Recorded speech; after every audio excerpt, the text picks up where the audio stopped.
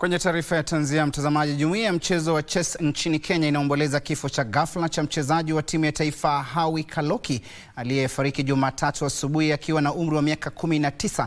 Shirikisho la chess Kenya lilithibitisha habari hizo katika taarifa iliyotolewa na rais wa shirikisho la chama hicho Andrew Owili Jumatatu jioni, likieleza kuwa kifo cha Kaloki ni pigo kubwa kwa familia yake, marafiki, wachezaji wenzake na jumuiya nzima ya chess.